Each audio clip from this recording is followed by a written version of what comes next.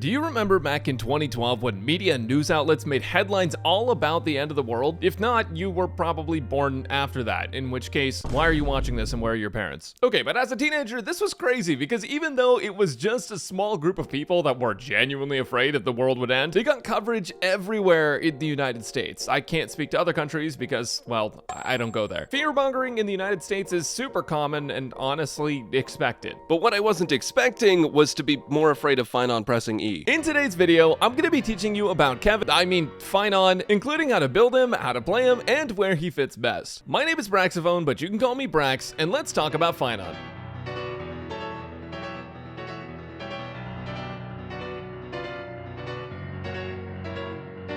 When I look at Phainon, it's clear that he's the main character of Amphorius. Every main anime character has white or black hair, and he fits right in. His normal form feels a bit bland, but his ultimate form looks so sick. Wait, where have I seen this before? To get to his other form, though, you need to collect 12 core flames. And just like that, all of Amphorius' story ends.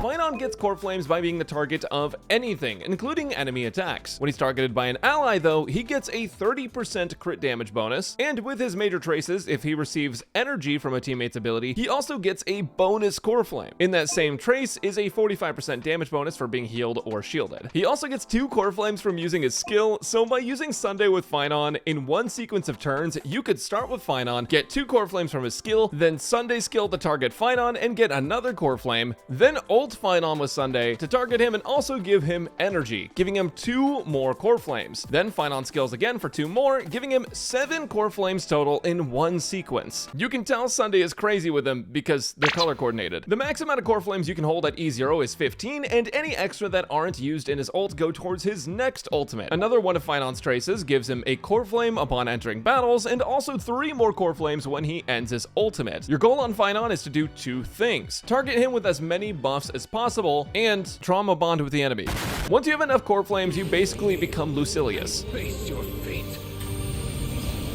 Phainon puts enemies in a domain expansion and gets 8 extra turns, meaning all of his buffs last until the end of the last one, even though they're still moving through the action order. If you buff him with something that lasts 1 turn, like Bronya's action forward damage bonus, it can last through all of Phainon's turns. Once you get to it, the last turn is an uncontrollable explosion, similar to the one that I had when I saw Jinglu's buffs. Clean up on aisle 4. When it is enhanced form, he gets 3 different skills, is immune to crowd control, heals on every skill, doesn't die when he is killed, gets 80% attack and 270% HP bonus, and an entirely new skill point system. At this point, I think the only thing he can't do is get you a girlfriend. His new skill points max out at 7, and it costs 4 to use his bounce skill, which does the highest damage. I mean, look at this, he literally uses planetary devastation. To get more skill points, you can basic attack, which gives 2 points, or you can use his middle skill, which is a counter. The counter will automatically force enemies to take action and give Phainon a massive damage reduction. For every enemy that hits Phainon, he'll get an increase in the counter's multiplier. And for every enemy hit, he'll get 1 of the special skill points back. If you're not sure what to do, you should almost always bounce skill when you can, unless enemies are almost defeated going into another wave. Planetary Devastation clears all the buffs on Phainon, and also deals more damage than Elon Musk to the stock market. If you need skill points and there are 2 or less enemies, you want to basic attack them almost every single time. If there are 3 or more enemies though, you want to counter. There are also certain enemies like Svarog that you can action forward and force to summon his hand, which will save you the hassle of a teammate getting captured. Anyways, while Phainon is like this, he's basically invincible and doesn't have to worry about getting knocked out of his enhanced state unless you're playing with your monitor off. When you run out of turns, you kind of just blow up. And when you leave that state due to your major traces, Phainon gets 50% attack bonus, stackable up to 2 times per fight. You also get 50% when you enter battle, so after his first transformation, you get 100% attack bonus total. And while all of this happens at the end of your transformation, your teammates get a 15% speed buff for 1 turn to try and restore things to the way they were before. The last thing to mention is Phainon's technique, which is honestly pretty broken. Not only did they give him the Acheron treatment, but they also gave him the battery treatment, because when you use his technique to enter battle, he gives all of your team 25% energy, it immediately gets 2 core flames on entering combat. He also lets your team hold 8 total technique points and uses 2 for himself, but that doesn't really matter in endgame modes. There's a lot of techs and tips to know about Phainon, but they're all team related, and I'm too busy playing God to write about them, so they'll be in the team section. For now, here's my recommended talent priority. Make sure to level his skill and talent, followed up by his ultimate and basic attack.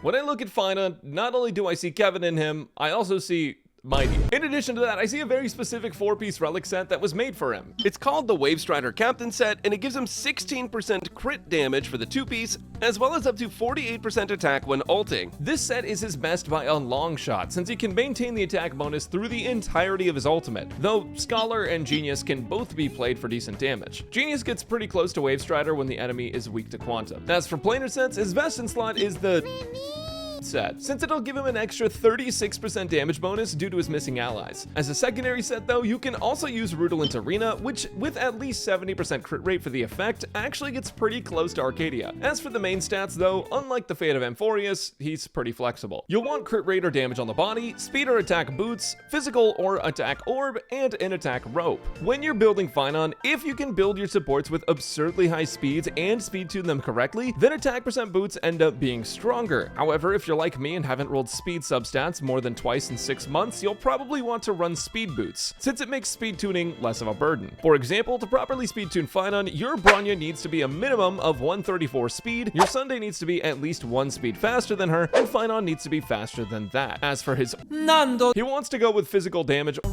if you play him with attack buffing supports like Bronya and Ting Yun, but there are cases where an attack can be better. Both of them are in close range of each other, so worst case, if you're stuck, just pick the with better substats. For substats, by the way, like most DPS, all you have to do is the speed tuning part and crit stats, as well as attack percent. Here's a build summary recapping Phainon's best sets and stats, though I'm sure some of you just skipped to this part anyways.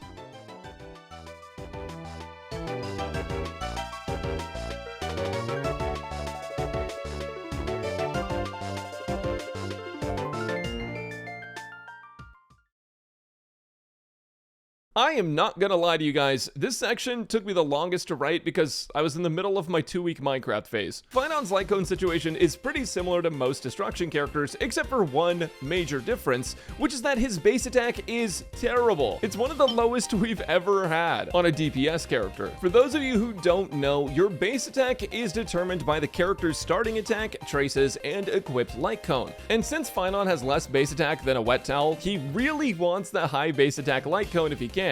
Especially because he gets so many attack buffs from his supports, his own kit, and his relics. That's one of the major reasons his signature is so good, because it has the highest base attack in the game. But in addition to that, it gives him 12 base speed and 18% defense ignore.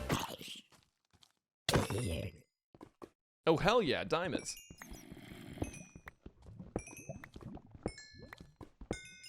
And also a 60% damage bonus when using his ultimate. Sorry, I got distracted there. If there weren't so many destruction light cones, this one would feel mandatory for him, but luckily there are lots of other options, even for free-to-play players. In the not so free-to-play department, Dunhung with the Fingers light cone has a high base attack and gives some solid stat bonuses, but shortly behind that is the free-to-play On the Fall of an Aeon at S5. You can get it from the Herta shop, and I highly recommend it. The new Battle Pass light cone at S5 is slightly behind it, but you won't get that for 50 more years, so the next best thing is something irreplaceable at S1. If I'm being honest, guys, I could go over a whole list with you of every light cone that works for Phainon, but you'd all save time and energy just giving Aeon to him. And if you don't have it free though, here is a chart comparing different light cones and their damage.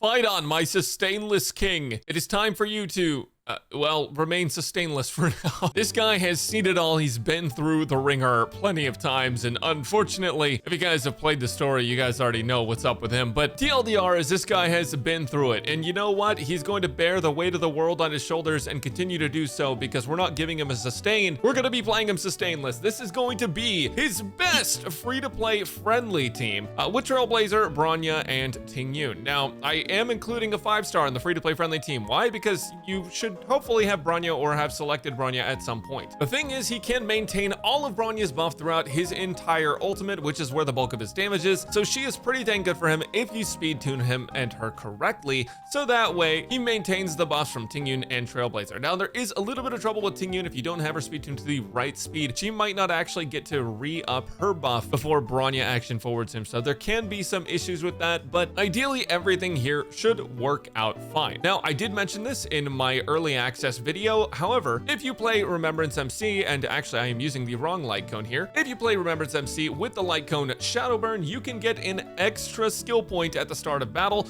when you summon Mem, and believe it or not, guys, this extra skill point does a lot of work towards this team right now. Now, we might get a support in the future that helps Phainon out with his skill points. That's not Sunday with his light cone or Bronya with her light cone, and that might relieve your need for this. However, I honestly wouldn't count on it. In this team, I'm also playing Remembrance MC on Passerby of Wandering Cloud for another extra skill point. That way, we start off the battle with 5 skill points, we use our skill, and we get another one back. So we're essentially starting off with 6, and believe me, you will need it. But anyways, if you are a free-to-play player and you don't have access to a lot of the newer supports, or if you don't have Sunday in his light cone or Tribi or anything like that, you can play this team and you will get amazing results, even completely free to play, guys. This team is awesome. However, other supports that you can run include Ruanmei, Tribi, Yukong, and Sunday. The thing is with Yukong is that she only affects characters like right after she moves, so she can run into the same issue that Bronya can, where if you don't have all of the characters' buffs already on before Yukong goes, that can create issues. And on top of that, you can also run into issues where maybe their speed tuning gets desynced due to characters getting delayed or stunned or something like that. However, Yukong can be played, and she's actually pretty good when played with the right setup and if you get lucky enough. Tribi is basically going to be good in every single team for the rest of time.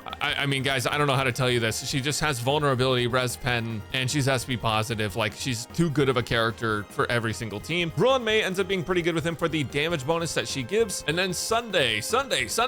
Of course, this guy is going to be absolutely insanely good. But especially with his light cone, that's going to be giving back skill points and making this whole setup a lot less painful to actually play. Sunday is able to target Phainon with his ultimate, which will give 2 of the core flames instead of just 1. Same as Ting Yun, which I didn't actually mention earlier. Ting Yun, because she gives energy, will activate his major trace that gives him a core flame instead of energy, and then she's also targeting with her ult. So that's 2 core flames. Same thing for Sunday. So both Sunday and Ting Yun end up being very strong for Phainon. Now, if you want to know the best team for Phainon, it's going to be Sustainless over here with Bronya, Sunday, and Remembrance MC, because if speed tuned correctly, you can get Sunday's buff, Bronya's buff, and the true damage from Trailblazer all on Phainon at the same time for massive damage. Now, the downside of this one is, again, the speed tuning is a little dank. In fact, let's talk about the speed tuning a little bit. So the deal is with Sunday and Bronya, if you can manage to get them to 162 speed and 161 speed, then you can play Attack Boots Phainon for even more damage than Speed Boots Phainon and see pretty dang solid results in basically all content. The downside of this is that getting both of these characters up to the 160 speed threshold is really tough, especially if you're trying to get decent crit damage on them. And in some cases, it can be worth getting rid of that crit damage just for the more actions, but is a case-by-case basis. What I would recommend for most players is getting Sunday and Bronya to just over 134 speed and Phainon just right ahead of them. So Phainon moves, Sunday pulls him up, Phainon goes again, Bronya pulls him up, Phainon goes again, and then you ult and you have all of the buffs. That is typically going to be the easiest way to do it for most players, even if it is slightly less damage than attack boots. The last thing to talk about is Huohuo. If you happen to have her E1 that makes her SP positive, she is very strong with Phainon, but even without E1, she is also just very good with him because her ult will not only target him, but it will also give him another stack of core flame from the energy it gives, and she also gives 40% attack to the entire team. So Huohuo ends up being his best in-slot support if you are going to go for that damage bonus he gets from his major traces. If you find yourself needing a support or a healer, Huohuo is the best, but you can play Hyacinth, you can play Linkshot, you can honestly play any other healer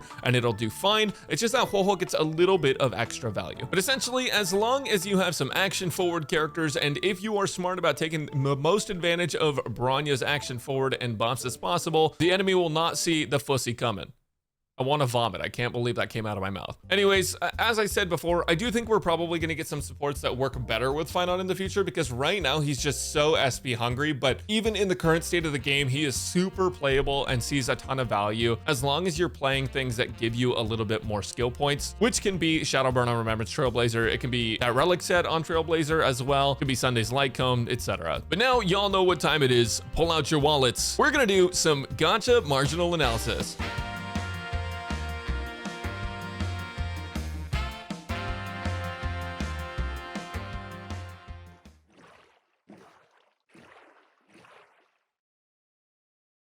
I might start a community Minecraft server, dude. I'm having too much fun. Phainon's E1 makes it so that his inherited speed of his extra turns increases, meaning he moves faster in his ultimate and thereby makes the cycles pass less quickly. It also gives him a 50% crit damage bonus for 3 turns when he uses his ultimate, which is almost 100% uptime, and it's a pretty decent Eidolon. E2 is a physical res spend increase of 20%, which just means that he does more damage to everything. But even better than that, when Phainon uses his planetary devastation attack, he gets an extra turn, which massively increases his overall damage, because you get multiple of the planetary devastation 4-cost attacks every single ultimate, and it is one of the highest damage increases for an E2 in the game. E3 is an ultimate and basic attack level up, and E4 makes it so that when you use his counter, he instantly gets 4 stacks of the counter multiplier bonus, making this essentially always beat out his basic attack except for in one enemy combat, where you still might want to basic attack to get more skill points. E5 is a skill and talent level up, and E6 is a massive quality of life change and damage increase. First, it makes it so Phainon has no limit on the core flames he can hold, meaning that you could hypothetically stack up multiple ultimates before using the first one. He also gets 6 core flames at the start of battle, and after using his planetary devastation, he'll also do 36% true damage of the total damage dealt to the highest HP enemy. For those of you getting E6, it'll make zero cycling with Phainon basically free, or I mean as free as you can get for spending $2,000. But with that said, his E0 is absolutely busted, and you don't need to pull for any Eidolons. His E2 is the highest increase up to E4, and one of the highest E2 increases in the entire game. I mean, just look at this chart. If you're gonna try and power him up with a Light Cone or Eidolons, I'd recommend his Light Cone over E1, but I highly recommend E2 over E1S1 if you're gonna go that direction. You can play this game for free, and I recommend doing it because Phainon is strong enough at E0 and the Fate collab doesn't have Rin in it.